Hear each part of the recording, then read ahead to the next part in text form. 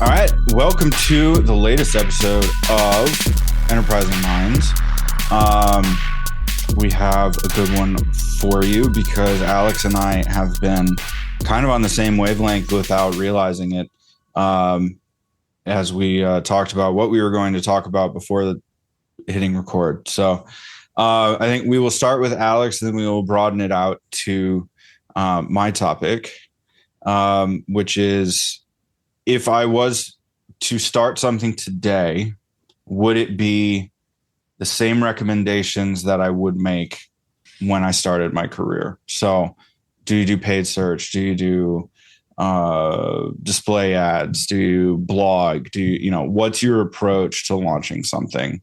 But Alex has a much more interesting example to start with. So I'll let you kick it off. Yeah, this is an odd one, but it's been on my brain for over a week now because it is oddly really good marketing. And it suggests a whole lot behind it, which maybe amazing how rare that is. What's that? It's amazing how rare that is. Good marketing. Yeah, it is. I mean, and this was like a random, promotional email that I was looking at, and I was like, dang, this is solid. Like, I'd like to replicate this. And what it was, and it's just kind of a funny example. It's a very simple example as well. It's Valvoline oil change, which there's a ton of these locations all over the place. They do quick oil changes. And I was a customer of theirs in the past, so they have my email address and they have a little bit of information about my vehicle and information about it. So they sent me this email on a Sunday that says, "Is Valvoline open on Sundays?" And the first line of the body copy says, "Yes. And this is your local location, include an address." Not a clickable link. Should have been. They could do a little bit better there. But then also like the operating hours. And that was it. And it was surprisingly good marketing, because if I want to kind of tear this apart piece by piece of basically is, how do you get to a point like this? What kind of elements does it have? And then also, what does this suggest, and where can you kind of take this for other applications? So the first one basically is an instance of timing. So they knew the last time that I came into one of their shops, the particular location, because that's the address, the information, or operating hours that they gave me. And they had an estimation on when I would return. So that's a reorder. Anybody who repurchases your service, your product, you think about your churn rate, reducing that. This is that timing. And that's when this well-timed email hit. It hit, honestly, on a Sunday, which is a little late on a Sunday, to be honest. So timing of actually the exact send of the week was a little off. I would honestly say Saturday, or Saturday midday, or do it on Sunday or something like that, because you're planning out your weekend. You can kind of see this. And then it goes to this broader question of this inspiration for this idea. And that, I think, is a good piece that we can really kind of talk about too, is where do ideas like this come from? Where do you source these ideas? And then where do you apply these ideas? So my first thought, from an SEO background, I was thinking, Answer the Public. There's another one out there called Answer Socrates. I just found that's free with no login, very similar system. Pulls in all these questions that are commonly asked at Google. So you have a bunch of those. You don't necessarily have volume on it. But they're common questions. I mean, good stuff for FAQ copy, good stuff for a lot of different things. But maybe it's just higher volumes of customers on the weekends, or high on Saturday, low on Sunday, even though they have good operating hours, something like that. They've noticed that trend, so they want to kind of boost that up. But you could take this from customer service calls, and you could make an email out of a customer service call question. If someone calls you, that's probably 1 in 20 people who are actually going to pick up the phone, and they ask you a question. There's a good chance a lot of other people have that same question. What can you do with that? That little nugget now, that this little insight about your customer. You could make email copy. You could totally make search ad copy saying, anybody searching for an oil change, competitors, you name it, is Valvoline open on Sunday? Yes. Like your local location, check it out. Mm-hmm. You can target that. You can geo-target stuff, of course, as well on top of that. But this really could be any question, any common question about your product or service. You could bring it up. And if it's very conversion focused like this was, you time it with when somebody's going to do a reorder. If it's not, you can still make email copy out of it. You can still make SEO copy out of it. You could still make social media copy out of it. I don't know. This gets into this bigger question of where do you source this information and then how do you integrate? And it's a difficult question. I think it's constantly a difficult question. Realistically, you have all these different SMEs. They're very, very good at the individual tasks that they do. But do they talk to each other? And the big question is, why would they talk to each other? And it's something like this would inspire that collaborative organization. So you got that mix. Yeah. And this is where one of those things where the first things that come to mind is the size of the organization, knowing your business in and out. Yeah, absolutely.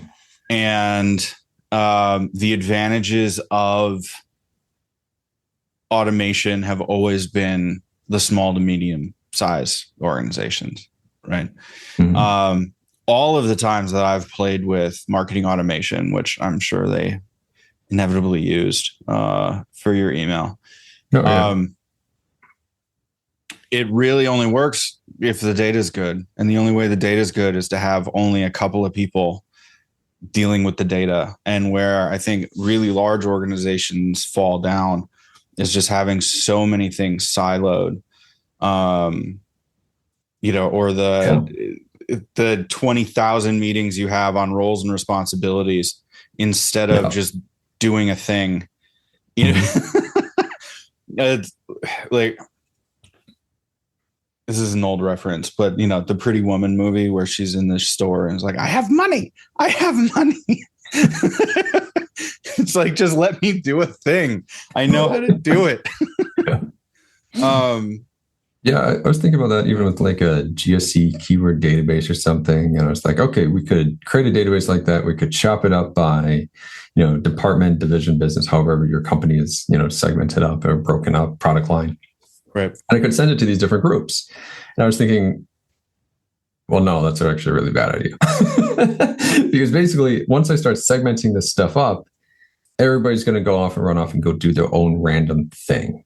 And that will likely overlap with others. And it would make more sense to keep it together, more focused, and then say, okay, here's how to basically implement these different pieces, pull in these groups basically ad hoc, or just give them free reign to the whole database and see what happens. Big fan of that option too, because give it a shot and try to get some activity and some excitement around it, see some value out of it, and other people will replicate it too. And then you can make something out of it versus spending a whole bunch of time prepping something that may never happen. Right. Yeah. Well, and I don't know if this is just a Minnesota thing, but the fact that we don't have car sales on a Sunday makes me think that this question could be a very regional issue, whereas that you're busy, you don't think too much about it. You just know generally car plus Sunday equals no. Like, so it's like, okay, if I can't get the oil change or if I can't get my car in the shop at the dealer on Sundays because they're closed, that is a perfect market to target with that Sunday communication. Again, listening to the way you described it, you see 20,000 blogs on best time to post a social, best time to, do an email. It's like, well, it's not 8 a.m. on Monday because that's when everybody else is doing it. It really depends on who you're trying to hit. And if you have segmented the local audience to address a particular need, or as we've talked about in previous things, the job to be done, right? Saturday morning would be the perfect time to send that email out because you're reminding them that, oh yeah, I got to do that. I said I would do that. And it's available. Right. Yeah. So, because segmenting is so easy to go too niche, Yeah. And there are so many complications with that. I mean, there's not only overlap, which can easily happen within one large company or one even smaller company, that you can think that you're hitting separate audiences, but really when it gets down to it, you may have in your mind main primary persona who's an end user, but the original researcher, purchaser, owner, accountant, who knows, who's also involved in that, that becomes very, very broad and really, really wide very quickly, which can easily overlap with others as well. So that you can have conflict of messaging, or just honestly, just internal competition for the same customer, which happens when you have different databases and you don't know it. Well, and this goes to a larger thing that I've been thinking about too recently, where with all the comments on AI and productivity gains and all the things that you can do with AI now, it's like, okay, great, we can do content at scale. But why? Because the broader you go, the less differentiated you are. In order to be differentiated, you can't do things at scale. In order to be rememberable, you can't do things at scale. And for like 15 years, we've heard the phrase, the riches are in the niches, right? Like, you can't do that at scale either. Not really. So, I mean, that's one of the things that I've always had. I've struggled with the idea of like programmatic SEO. Like, that makes sense for travel companies, where you're doing the really broad whatever. Sure. But I don't see why you really need that for any other given thing. Like, you can't stand out. You can't differentiate on a service or making it easy on things, because it's just undifferentiated crap on automated landing pages. It just feels emotionless. Much like the complaints of the outputs of AI, We should explain quick programmatic SEO. I think that's a term that's been thrown around, but probably not too broadly. But at least the example you gave, like with the travel companies, there's some of them produce articles on like 10 best places to visit in Cape Cod, 10 best places to visit in Brighton. And then they did it all the way down to like the smallest towns ever. And they still did 10 best places to visit and all these other ones. So that meant that basically you search activities in whatever city, and these travel companies would pop up with an article and a guide and try to throw their name in there. So I don't know, it's kind of like a 80, 20, 90, 10 kind of rule too that pops in here. I don't know. I was looking at, there was a recent report from June saying that Google's global search dominance is up to like 91.1% now. Like it's crazily large, to the point where we've had discussions over the last like month probably about minor search engines, and basically like, how much do we really want to spend on Microsoft and Bing? How much do we really want to push into any other one? I mean, China's an interesting location because of Baidu, but with the exception of China and Baidu, Microsoft is such a small percentage. It becomes this very quick question of, do we think we're going to get a return for the amount of effort? And I think the same thing goes to your point about the programmatic SEO, the at scale content generation. You're going to throw on tons of content for what?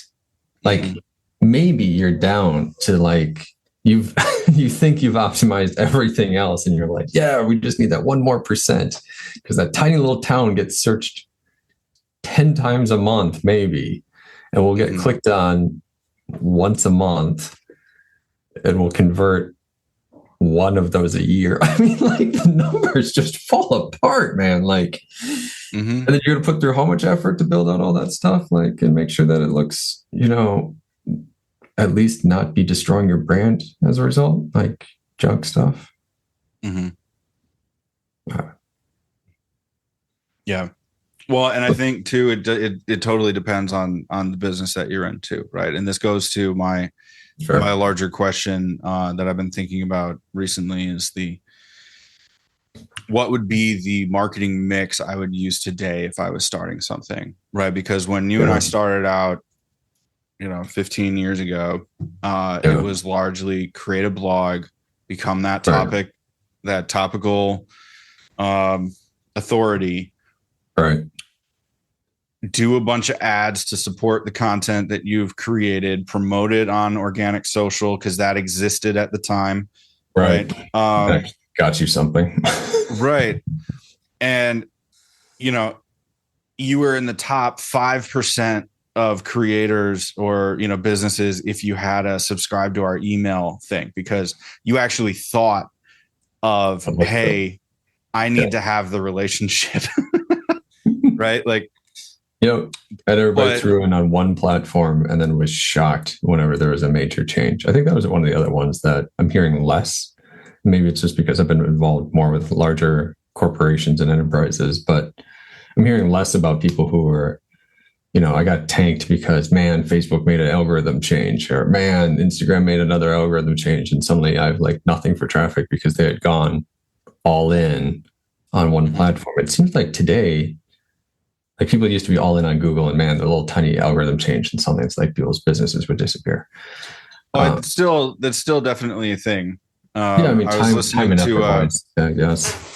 Yeah, I mean, I was listening to economics podcast where they were revisiting. It was the anniversary of the Indian government banning TikTok, and what happened in the 4 years after that. Largely, everybody switched to either local options, but mostly it was Instagram and YouTube. Sure. But it was an interesting exploration of that. And the exact phrase that you said was one of the exact things that this clothes shop owner said was, oh my God, I have nothing. I only did TikTok. I didn't think of Instagram or YouTube or any of these other things. Yeah. So then no more TikTok. She had to start over and start posting on those channels. And now, now she's fine. Similar enough platforms, but difficult to start from scratch again. Yeah. I mean, it's a pain in the butt for sure, but also, you know, just like investing, you want to be diversified.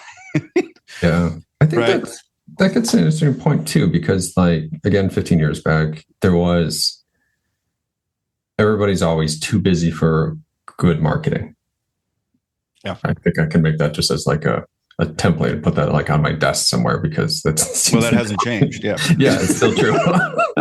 But like that many years ago, it was the pain of building out a site and updating it and adding content and all the rest was huge. It was, I need somebody who knows how to do this stuff. WordPress was amazing. And the fact that was for once somebody who felt they had some technical confidence could actually maybe pull this off, but they still had bugs they run into and need help. Right. Things, of course, have changed with Squarespace. And I mean, honestly, a lot of people don't even have sites anymore. They just use a social media landing page of some sort and work off of that for a small business.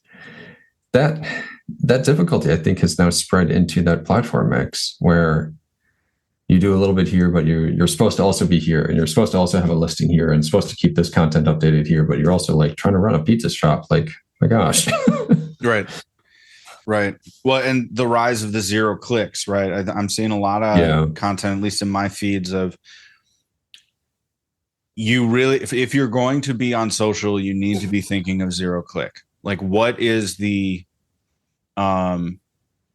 strategy that you have to keep them on that platform in hopes that they recognize you and are willing to search for you later, right? Which that is such a long-term investment in things.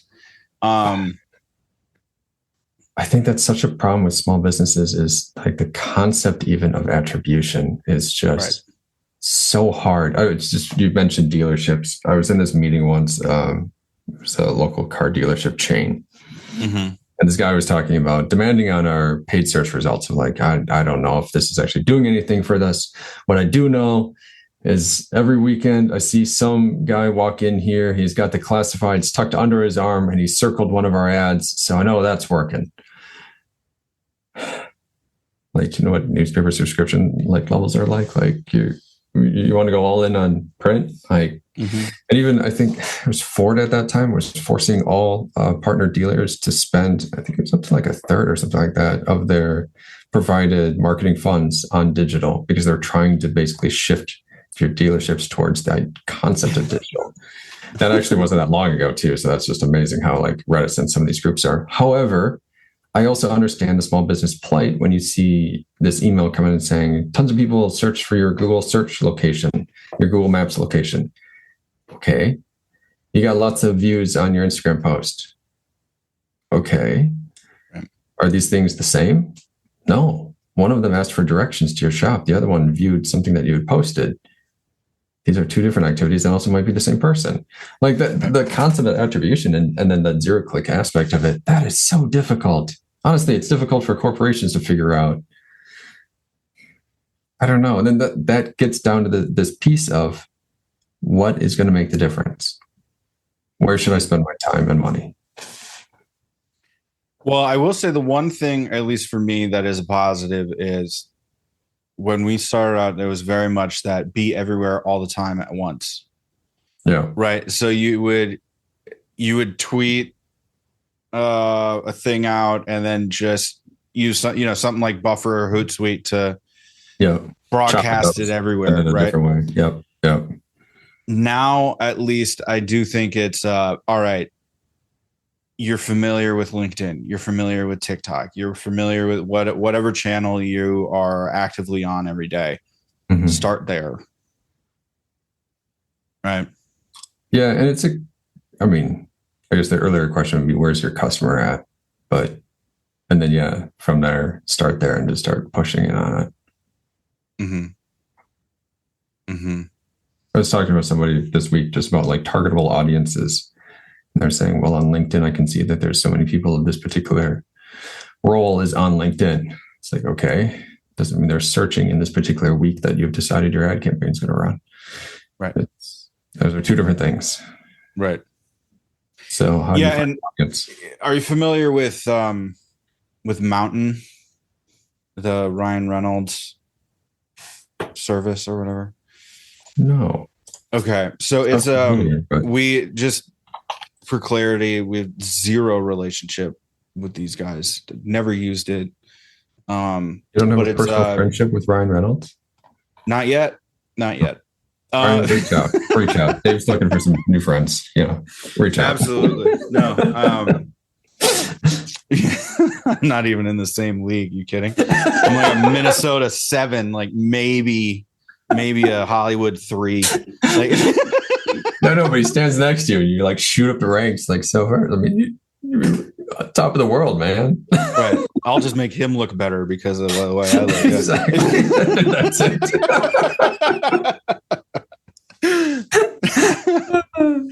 No, but I'm intrigued by this particular service, not just because they're, you talk about good marketing. Mm-hmm. Look at the stuff that this company's been doing. It is wonderful what they're doing, and their ability to react quickly and produce ads and copy on topics that are related are amazing. But the service, if you're unfamiliar, it's Mountain. It essentially is advertising on the streaming apps. Yeah, connected TV. So Roku TV, Fire, Amazon Fire, and so it's not necessarily TV advertising, but it is. And what you end up seeing is a lot of people who are doing video YouTube ads end up doing this over the box, TV advertising as well. And with how I was thinking the other day of just how niche so many of the programs are now. Oh yeah. Like that seems to be an opportunity that not a lot of companies or people are exploring, even smaller businesses. Like if you're you you have home designers and rebuilders in Alabama with their own show, and then in Texas, and then in New York, and then in, like, pick a state, right? Or you even have the international house hunters and blah blah blah. Like, I don't watch a lot of TV, but I know these I know these shows exist.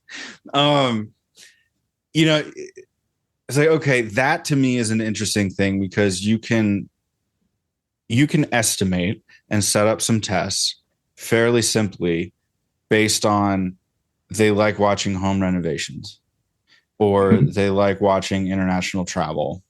Yep. We should target them. Like, I feel like that is the opportunity that, like, display ads on Facebook was 10 years ago. Yeah, because you're basically segmenting up that audience, looking for interests, psychographic targeting, so interest-based targeting, and then trying to figure out where is that population and where can we get, basically pay for some of their attention. Right. Yeah. No, that's a good point. It's funny, actually, Mountain, because I was like, I remember the name. It sponsored a marketing podcast I listened to, and I remember the name Mountain, but I remembered nothing about the company. Sorry, Mountain. You're in work. I swear I heard it a dozen times, but it didn't really stick with me. Right. Well, they didn't email you on Saturday with what you needed to know. Like, exactly. When I care, please send me email. When I don't care, please don't send me email. Thank you. Well, yeah, absolutely. Sincerely, every customer everywhere. And I think that's the interesting thing too, is, when we look at the things at scale, right? Email is one of those things that doesn't scale nicely, but there isn't a whole lot of churn, right? If you sign up for something, you pretty much let it sit in your inbox, or you open it, right? Like, yeah. The oil change place serves a direct need that you have every 5,000 to 7,000 miles, or whatever you end up, right? However you treat your car. Not well, so longer. But yeah.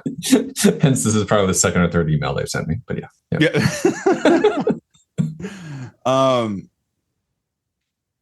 But you have the relationship. You're not necessarily going to delete it, because when you need them, you want that coupon, right? Right. I want to search in my inbox while I'm literally sitting in line waiting before I pull up. Right. And that's the moment that I pull up my phone and find the thing. Right. Yeah. I guess it's open rates. I mean, unsubscribes versus open rates there. I mean, even that email, funny enough, before this podcast is when I actually opened it. Because with my Gmail app, I had enough of a preview that said, is Valvoline open on Sundays? The answer is yes. And it was like, that's perfect. Honestly, that's all the information I needed. I would then. And they optimized for the channel then. It worked. I mean, getting straight down to the answer, giving me exactly the information that I needed. I didn't click open, but I did read it, which is an interesting case. Right. So still to your point of not unsubscribing, but still consuming. Right. And I think the reason I ask about the marketing mix thing now is, so my son is really into basketball. And so I've been going to a lot of basketball games and watching a lot of basketball. You can see I've got the Timberwolves shirt on today. And when it comes to an audience and interest-based targeting, and there's like no better business than a sports team if you're a billionaire and can buy a team. Because by default, you go to whatever team is in your home state. Yeah. Yeah. Like, hometown pride. Like, especially, I find it fascinating if you look at a team like Denver Broncos. Why do you have such fierce Broncos fans? And my hypothesis is that because almost everyone in Colorado is from somewhere else, the football team is one of the few things that can bring everybody together under a common identity. And then they leave the stadium and it's back to, back to reality. But for that 3 hours, right? Yeah.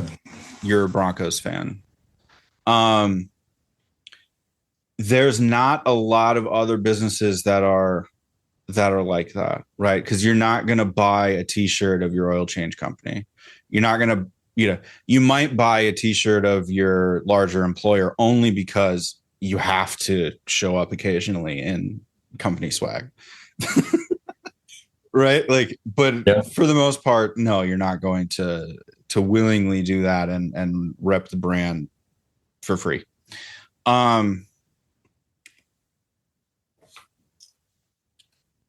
Minnesota Wild. Exactly. That's what you're on right now. Yep. Last time I've seen a game, long time. Do I still wear the swag? Absolutely. Would I wear it in public? Absolutely. Would I wear some random company's logo? Probably not. Right. And the reason I bring this up is I've been thinking of that model, how it's like that is so nice because you've already captured a large part of your audience. So your marketing really honestly is conversion rate optimization and just keeping in front of them, keeping them engaged. That's it. Now, granted, there's a lull in the summer because you just got done with 82 games and you're probably burnt out, especially if your team did horribly, but ours didn't. So there's that. You need that break. But in looking at like LinkedIn, one of the things that I get burnt out on is that platform in particular. After a while, I follow different thought leaders that you see doing the rounds on the different different stages, who have the followings or are generating the followings, the up and comers. But it's largely the same content. It's just their particular perspective on the same thing. Yeah. And you can definitely tell the people who want to become those things because it's like, it's just so much. I'm the smartest guy in the room or the smartest girl in the room and blah, blah, blah. And like, I just get so tired of that, but if you're optimizing for that particular channel, what's the alternative? Yeah.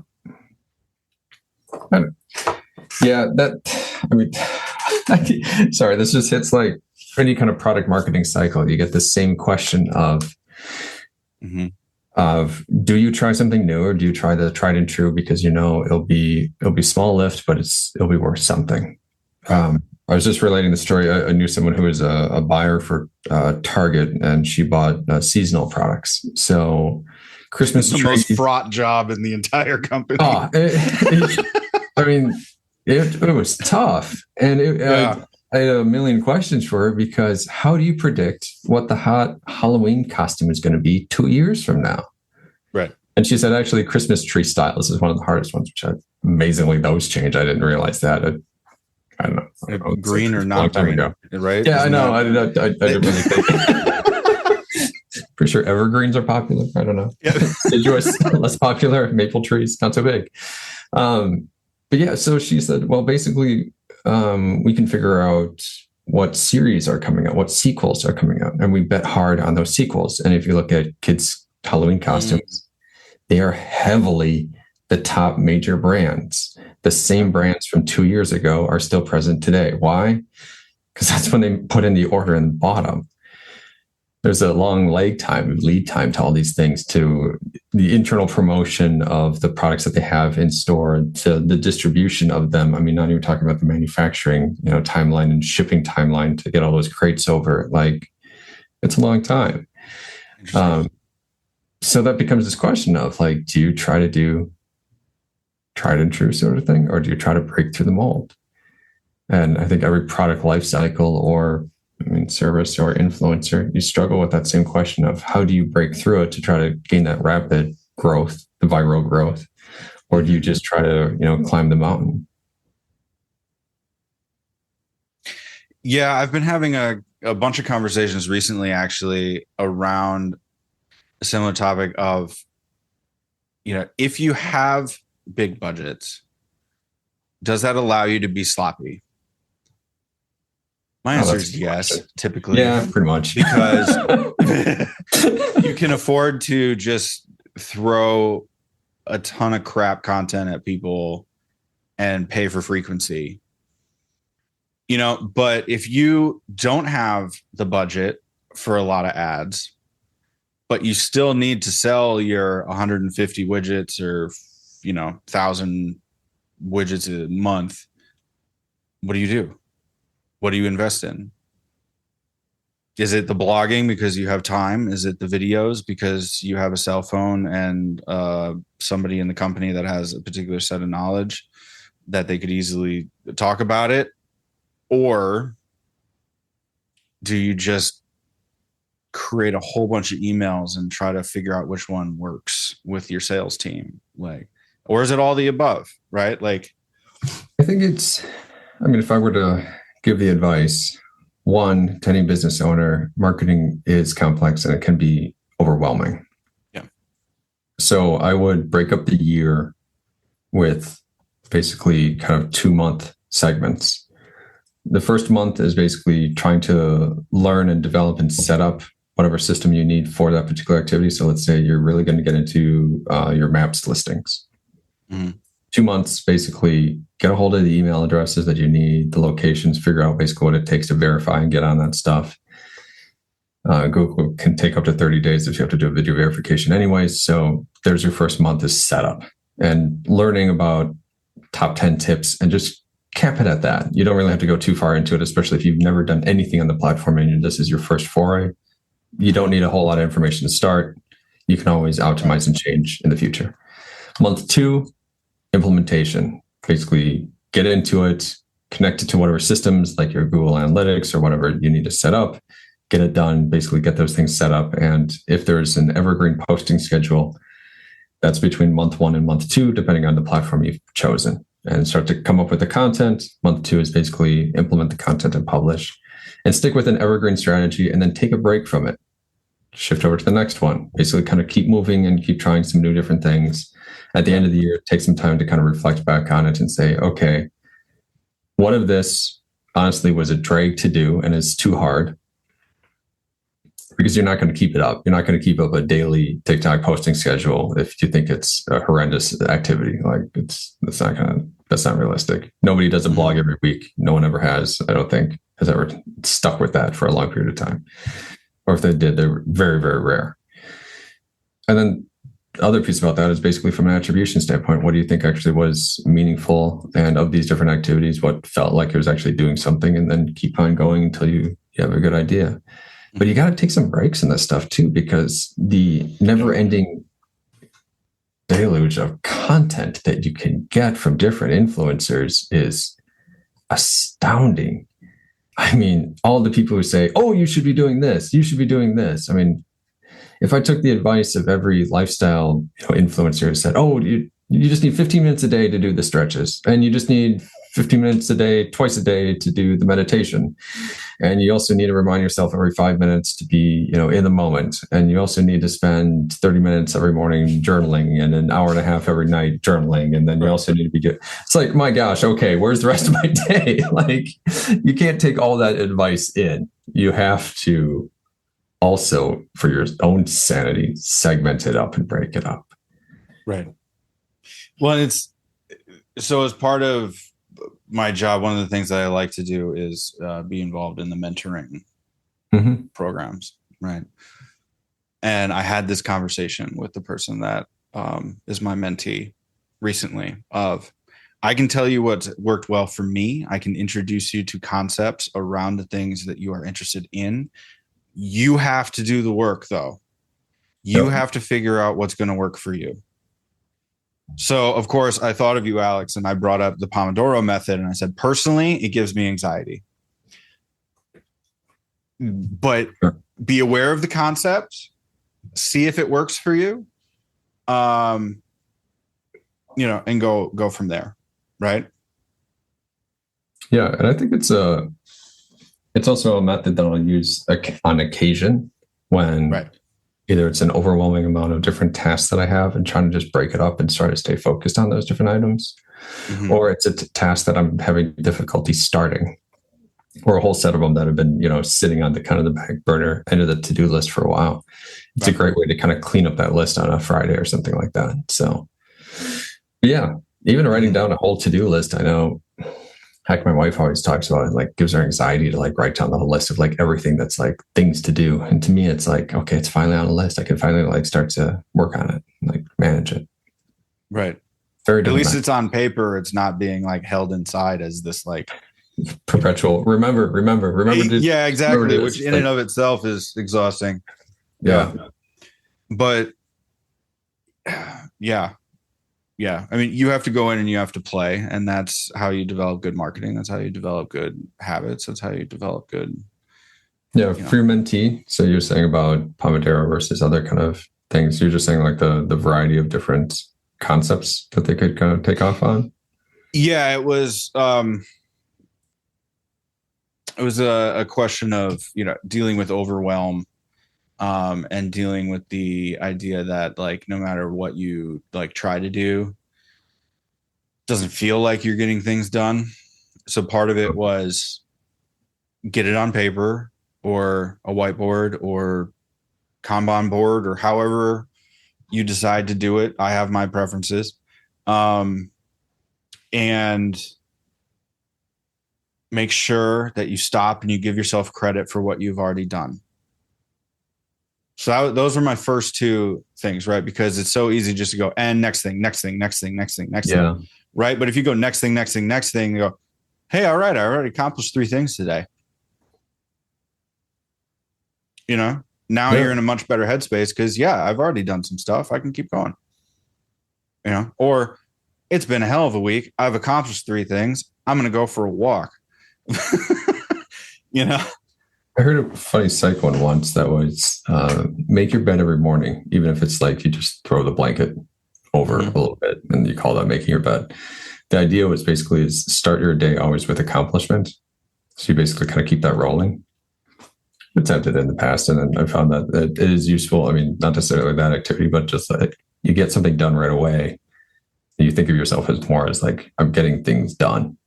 Right. So you're more eager for that next task versus more resistant to it. Yeah. I mean, I know what they're trying to get at with that. Yeah. But for me, I have so very little brain power every morning that I get up and I do the exact same thing in the exact same order so that I know that I did them.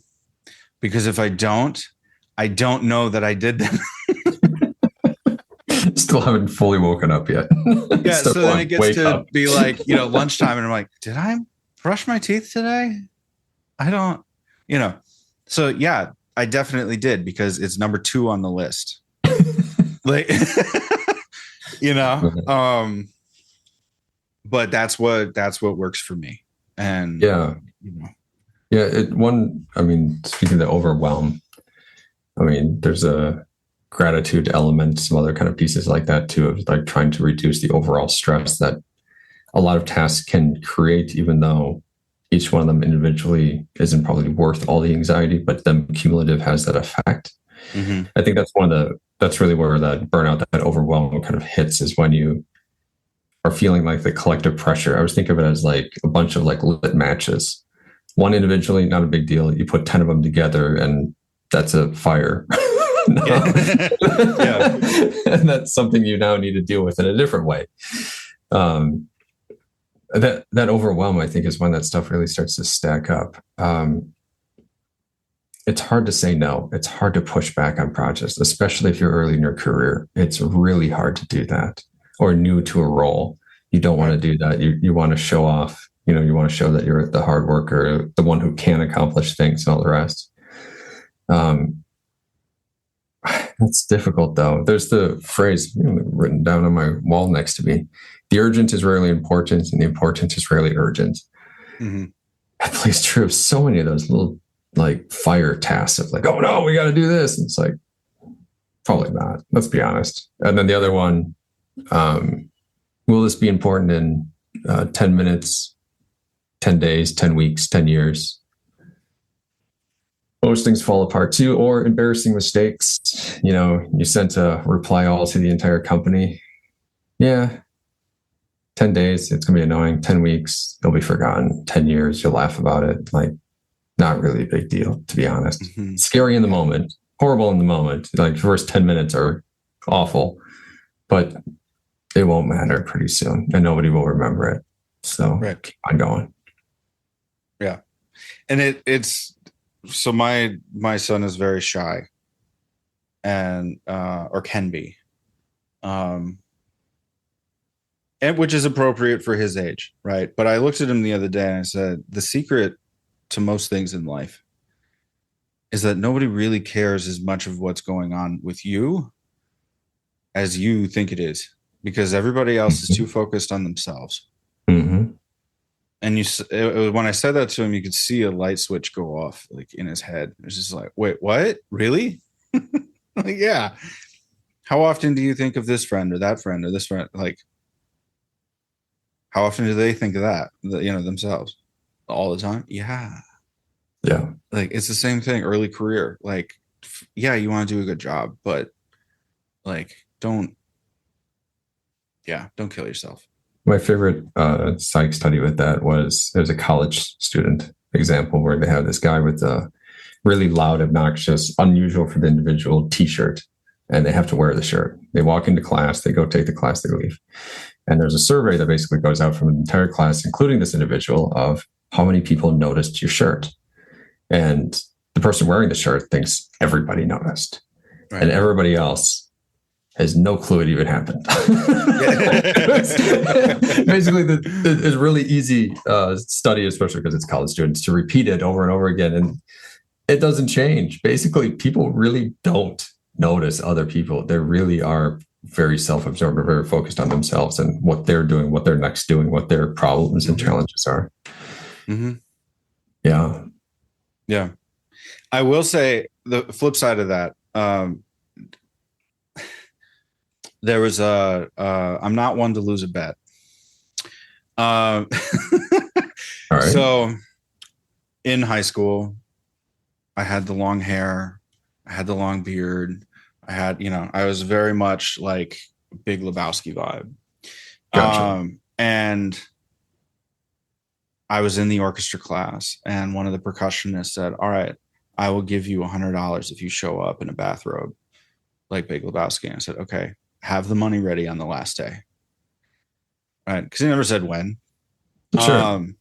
So the very last day, to your point, timing is very important for that noticing piece, because I showed up late on purpose.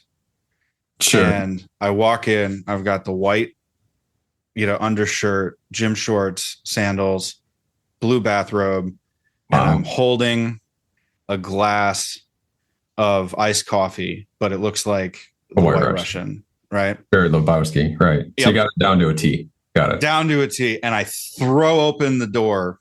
Yep. And the entire orchestra sees me perfectly framed in the door. And the class starts laughing. And I look at my teacher, who I had a great relationship with, and he just hangs his head and shakes his head. And the only thing he said was, that explains a lot of things. Can you imagine the teacher being like, am I going to do anything about this? No. All right, let's keep going. So yeah, timing and context are also important. But yeah, I was thinking, because if you had said that you slipped in with the crowd, or as everybody's getting their instruments ready or something like that, and you made it into the back row where percussion is, maybe the three people around you would giggle and notice, and beyond that, they're not going to turn around in their chair because they're focused on the instrument, the music in front of them, the fact that they didn't practice, and whatever the conductor is doing. Mm-hmm. They're probably ones who noticed. Right. So that was a really good Right. school day because A, I got to wear a robe. B, I walked out with $100. Worth it. Absolutely. Absolutely.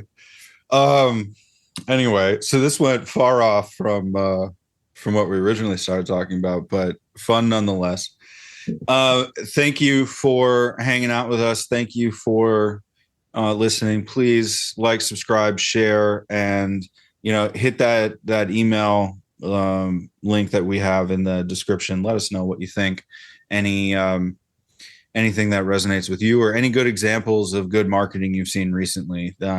As we've said before, it seems sad that it's so few and far between lately, but they do exist. They do exist. Totally. So thank you, and we will see you in the next episode of Enterprising Minds. Take care. Thanks, so.